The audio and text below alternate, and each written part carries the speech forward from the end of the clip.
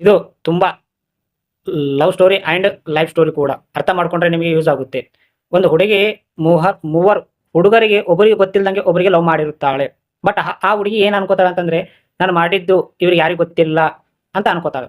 But ಅದು ಏನೋ ಒಂದು ಸಮಯದಲ್ಲಿ ಇವರು ಮೂವರು ಜಗಳ ಆಡ್ಕೋತಿದ್ದಾಗ, ನಿನ್ನ ಲವರು, ನನ್ನ ಲವರು, ನನಗೆ ಮಾಡ್ತಾ ಇದ್ದಾಳೆ, ನೀನು ಮಾಡ್ತಾ ಇದ್ದಾಳೆ ಅಂತ ಅವ್ರು ಮೂವರೇ ಜಗಳ ಆಡ್ಕೊಂಬರ್ದಾಗ, ಬೈಕೊಂಬರ್ದಾಗ ಇದ್ದಾಗ ಒಂದು ಎಕ್ಸಾಂಪಲ್ ಹೇಳಿದ್ದೀನಿ. ಸರ್ ಇಲ್ಲಿ ಯಾರಿಗೆ ಯಾರ್ದು ನಿಜ ಅದ ಅನ್ನೋದು ಪಾಯಿಂಟ್ ಆಫ್ ತಿಳ್ಕೊಬೇಕಂತ ಫಸ್ಟ್ ನೀವು ಹುಡುಗಿಗೆ ಹಚ್ಚು, ಮೂವರಿಗೆ ಲೈನ್ಲಾಗಿ ಇಕ್ಕು ಅಂತ ನಾನು ಹೇಳಿದಾಗ, ಆ ಹುಡುಗಿ ಫಸ್ಟ್ ಇವನ ಜೊತೆ ಮಾತಾಡಿದಾಗ ಇವರಿಬ್ಬರು ಕೇಳಿದ್ರು.